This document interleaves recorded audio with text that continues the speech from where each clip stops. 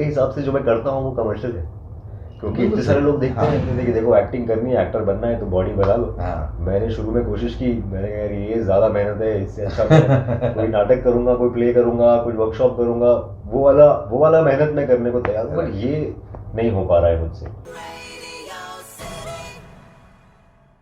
Hello and welcome, मैं हूं पराग छापेकर और इस समय मेरे साथ है young talented dashing Amol Parag. Amol बहुत बहुत स्वागत है। Thank you Parag ji, thank you so much. मतलब कितना कैश लुटवा रहे हैं आप? किसका किसका लुटवा रहे हैं? सबका फायदा ही हो रहा है, किसी का लूट तो नहीं रहा है। फिल्म के अंदर, हाँ फिल्म के अंदर भी कोशिश तो यही है कि किसी का बच जाए, बट वो गुलशन जी का जो कैरेक्टर है उनका कैश बचाने की कोशिश है, लेकिन थोड़ा थोड़ा लूट जाता है और उस चक्कर में तकलीफ में फंस जाते हैं हम। तो ये फिल्म की कहानी है। बाकी तो आई डोंट थिंक मेरी वजह से किसी का लूट रहा है या लूटना चाहिए। This is the very first film जो डिमोनेटाइजेशन पे है। मतलब वो थीम वो है। करेक्ट। तो इट्स वेरी बहुत हमारे अलग अलग एक्सपीरियंस हमने देखे कि गंगा में नोट बहते हुए देखे, कहीं पे नोट जलते हुए देखे बोरों में।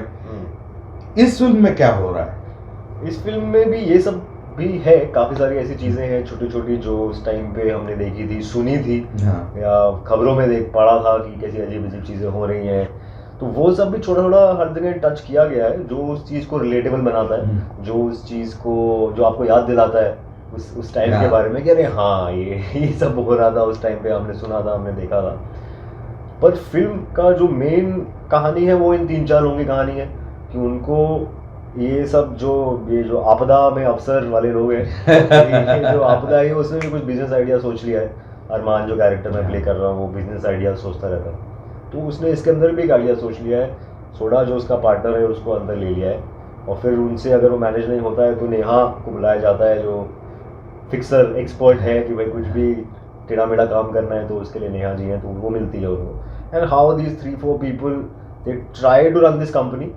जो उन्होंने डीमोनेटाइजेशन के अराउंड बिजनेस आइडिया सोचा है वो कंपनी चलाने की कोशिश करते हैं। उसमें क्या क्या मुश्किलात आती है, कहाँ कहाँ फंस जाते हैं, कहाँ किस तरह के तिकड़म उनको निकालने पड़ते हैं, और उन सब के अंदर ही बहुत अच्छे से राइटिंग में वो सब टच हो जाता है जो आप बोल रहे थे कि हमने उस टाइम सुना था, देखा था। लोग नोट जला रहे हैं, लोग लाइनों में खड़े हैं, कोई खुश है, कोई नाराज़ है, सब कुछ था। तो फिल्म के अंदर भी सारे कैरेक्टर्स हैं, सब तरह के लोग हैं, और इनकी कहानी के थ्रू हम वो चीज़ को थ्रो बैक, आजकल बोलते हैं ना हैशटैग थ्रो बैक, तो ये डिमोनेटाइजेशन का थ्रो बैक है। ये 5 साल हुए हैं जिस चीज़ को, और बहुत सरप्राइजिंग है कि अभी तक ज़्यादा कुछ बना नहीं, शायद डरते हैं लोग। मतलब खबरों की बात माने, अफवाहों की, तो आपके घर के बाहर भी कुछ जलने के कागज वगैरह चल रहे थे? मतलब दिखाई तो नहीं दिया, सुनने में आता था, क्योंकि मेरे जो माँ बाप है, मेरे पेरेंट्स उस वक्त बॉम्बे में थे उस टाइम पे, मुझे याद है। क्योंकि ये पता था कि अरे अब तो बहुत पता नहीं क्या होगा, बहुत सारी थियोरीज थी कि कैसे होगा कैसे नहीं होगा, लोग कैसे डील करेंगे नहीं करेंगे। बट मेरे माँ बाप इस बात में बहुत चिल थे कि वो दोनों सरकारी नौकरी की है उन्होंने पूरी जिंदगी। तो जो भी है सरकार से आता है, कैश में कोई डीलिंग नहीं, कोई बिजनेस नहीं है जिसमें कहीं कुछ ऐसा डीलिंग हो या कैश हो या कुछ क्या 2 नंबर का हो। तो वो उनको लगा कि देखो हमारा तो सब साफ है, अपना तो सरकार से आता है, सरकार में जाता है, टैक्स कट के आता है। तो वो हम लोग काफ़ी रिलैक्स थे, मतलब वो इतना भी था तो वो था कि अरे वो जो 2-3-4 हज़ार कैश पड़ा है उसका क्या करेंगे, देख लेंगे, उसका होगा तो होगा, नहीं होगा नहीं होगा। बट हाँ मतलब ये था कि कहीं ना कहीं तकलीफें तो हो रही होंगी लोगों को, और होनी भी चाहिए। अगर आपके पास ब्लैक मनी था तो तकलीफ होनी चाहिए। तकलीफ शायद उन लोगों के लिए भी हुई जो ब्लैक मनी नहीं था बट कैश में डील करते हैं, जो सैलरीज ही कैश में मिलता है, जिनका इतना सैलरी भी नहीं है, हमारा स्टाफ है, मेड्स हैं, तो वो सब तरह का देखा। मतलब कुछ लोगों की तकलीफों से आपको लगा सिंपैथी नहीं थी, कुछ लोगों की तकलीफों से आपको सिंपैथी थी। बट थैंकफुली जिस तरह का सेटअप है फैमिली में, और जिस तरह का जो भी हमारा फाइनेंशियल सेटअप है उसमें कुछ था ही नहीं, उसमें पॉसिबिलिटी ही नहीं थी कि ऐसा नहीं कि दुकान चलाते हैं तो कुछ कैश देना होता है, कुछ नहीं। तो मतलब आपने टेलीविजन में आपका एक अलग अपना फैन फॉलोइंग है, अब सिनेमा क्या आप विजन लेके आए, क्या दिमाग में है? देखिए वो कहीं ना कहीं हर एक्टर को अच्छा रोल चाहिए होता है, अच्छी स्क्रिप्ट चाहिए होती है। इसमें कई बार आप उस लालच में भी करते हो कि चलो मैं पहली फिल्म में हीरो बनूंगा, कर लेता हूँ। बट इसमें मेरी खुशकिस्मती क्या रही कि स्क्रिप्ट बहुत बढ़िया मिली ऐसी फिल्म के लिए भी। शायद मैं कर लेता यही सोच के कि अरे चलो ये एक मौका मिल रहा है फिल्म में, आपको सबसे आगे प्रेजेंट किया जाएगा, but at the same time वो तो मिला ही, और एक बढ़िया स्क्रिप्ट भी मिली जो शायद मैं किसी और मीडियम पे भी करता। और ये मैंने ऋषभ को बोला, जो मेरा दोस्त है, जो जिसने डायरेक्ट की है, जिसने लिखी भी है आर्श वोरा के साथ, तो उसको तो उस तरह की स्क्रिप्ट है, अगर ये वेब सीरीज़ होती तो वेब सीरीज़ भी करता, ये अगर किसी और प्लेटफॉर्म पे था वो भी करता, क्योंकि स्क्रिप्ट बहुत मज़ेदार थी। और स्क्रिप्ट का मज़ा वैसा था जिस तरह की चीज़ों में मुझे मज़ा आता है, जो मेरा सेंस ऑफ ह्यूमर है या मेरे जोक्स हैं, जो चीज़ मैं देखना चाहता हूँ, जो चीज़ मैं देखना चाहूँगा वैसी चीज़ आप बनाना चाहोगे ताकि लोग देखें।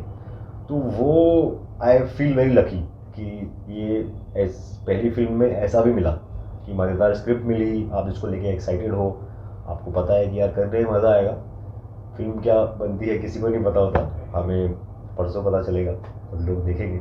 बट अपनी तरफ से जो भी था, ट्रेलर तो बहुत प्रॉमिसिंग लग रहा है, रिस्पॉन्स आया है, लोगों ने रिएक्ट किया है। कुछ लोगों को पहले हमें था कि क्या ज़्यादा लेट हो गया है, 5 साल, लोग भूल तो नहीं गए, बट भूले तो नहीं है, इतना तो ट्रेलर से यादें बाकी है, भूले नहीं है लोग।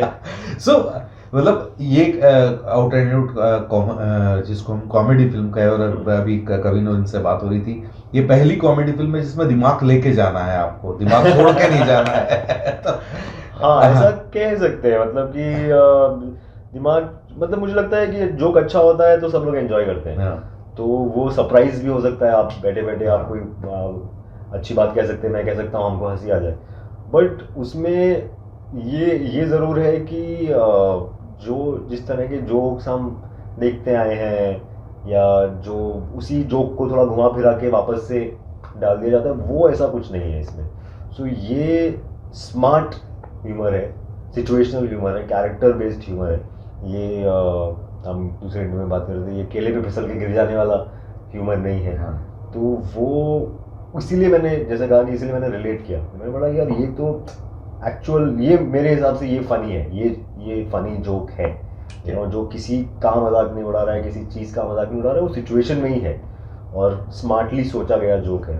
वैसे जोक्स थे जो मैं अगर सोचता तो मैं प्राउड होता कि यार ये मैंने सोचा है या ये मैंने लिखा है। तो वो आई थिंक एक सेफ ह्यूमर है, प्रोग्रेसिव ह्यूमर है। तो मुझे लगता है कि वो actually best kind of humour है, कि जो आपको रिलेटेबल भी लगे, जिसमें आपको हंसी भी आए, लेकिन वो किसी को नीचा नहीं दबा रहा है, वो किसी आप नीचे वाले पे मजाक नहीं बना रहे हो किसी का।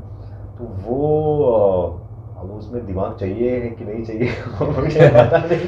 सो मतलब सिनेमा के हम हालांकि अब तो वो लकीर मिट गई है, लेकिन फिर भी एक कंटेंट बेस्ड सिनेमा और एक कमर्शियल सिनेमा में एक थिन लाइन है।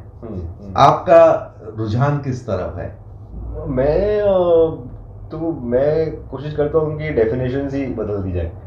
तो मुझे कल रात को मैं किसी से बात कर रहा था, उन्होंने पूछा कि तुम कमर्शियल काम करना चाहते हो या जिस तरह का तुम करते हो वो करना चाहते हो?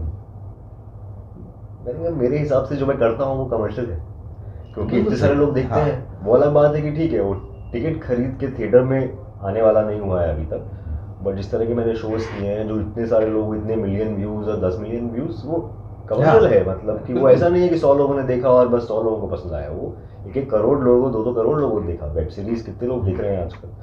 तो मेरे हिसाब से वो कमर्शियल है। ये जो लाइंस है, ये शायद आपके दिमाग में है कि कमर्शियल का मतलब सिर्फ ये। मेरे हिसाब से कमर्शियल मतलब कि ज़्यादा से ज़्यादा लोग देखें, ज़्यादा से ज़्यादा लोग एंजॉय करें। अब आप उनकी जेब से पैसे कैसे निकाल रहे हैं वो अलग बात है, कि आप टिकट के निकाल रहे हैं या आप सब्सक्रिप्शन से निकाल रहे हैं, या कई बार आप फ्री में निकाल रहे हैं या ब्रांड से निकाल रहे हैं। वो कॉमर्स वो प्रोड्यूसर्स का है कि भाई जो इसका भरपाई है वो कहाँ से हो। पर मेरे हिसाब से बहुत सारा काम मैंने वैसा ही किया जो बहुत सारे लोगों को पसंद आया और वो कमर्शियल है। तो एक है कि एक आई थिंक वो सिनेमा का जो एक बिग स्क्रीन सिनेमा है जहाँ पे डायलॉग्स होते हैं और एक्शन होता है और गाड़ियाँ उड़ती हैं, तो वो वाला मैंने अभी तक नहीं किया। मेरे पास शायद जैसा मैं दिखता हूँ, जैसा मैं हूँ, या जिस तरह के कैरेक्टर्स मुझे खींचते हैं वो थोड़े मेरे आसपास के हैं। थोड़ा मुझे लगता है कि हाँ मैं नहीं तो मुझे भी बॉडी बनानी पड़ेगी। चार गुंडों को पीटना है तो आपको मुझे बड़े बॉडी जान के हैरानी मेहनत हुआ लगती कि है। फरहा का स्टेटमेंट था वो कि जब वो दिलवाले बना रही थी और वो विहान का रोल था, उसके लिए उन्होंने हजारों लड़कों की वो लिए और सबके डोले शोले, बोले नॉर्मल लड़का ही नहीं मिलता है यार। हाँ हाँ, तो आजकल और आई थिंक ये कहानियां आजकल एनकरेज कर रही हैं। हाँ। इससे जिस तरह की फिल्में बन रही हैं, वेब सीरीज बन रही हैं, आप देखोगे कि वो जो एक इमेज थी हीरो की या हीरोइन की या male actor, female actor, funny actor, वो थोड़ा सा एक्सपैंड हुआ है कि उसमें अलग अलग तरह के दिखने वाले लोग अब दिखाई दे रहे हैं। तो वो हम जैसे लोगों को फायदा है, क्योंकि निश्चित। पहले यही बोलते थे कि देखो एक्टिंग करनी है, एक्टर बनना है तो बॉडी बना लो। हाँ। मैंने शुरू में कोशिश की, मैंने कहा यार ये ज़्यादा मेहनत है, इससे अच्छा मैं कोई नाटक करूंगा, कोई प्ले करूंगा, कोई वर्कशॉप करूंगा, वो वाला मेहनत मैं करने को तैयार हूँ, बट ये नहीं हो पा रहा है मुझसे। और वो उसमें मेहनत लगती है, ये बिल्कुल। मैं नहीं बोलता कि जो बॉडी बनाने में बहुत ज़्यादा मेहनत लगती है, क्योंकि वो सिर्फ जिम जाना नहीं है, वो पूरा लाइफस्टाइल आपका वैसा है, खाना पीना, उठना बैठना सोना। तो यार ये वाली मेहनत नहीं है, मैं दूसरी वाली मेहनत करूँगा। तो किस्मत है या मतलब ये अच्छा है, मीडियम, दुनिया बदल रही है, कहानियाँ बदल रही हैं कि अब मेरे जैसे बिना डोले वाले लोगों के लिए भी काफ़ी सारा काम है। चलिए, मैं उम्मीद करता हूँ कि इतना काम मिले कि आप कैश गिनते गिनते थक जाए। Thank you very much and God bless. Thank you so much.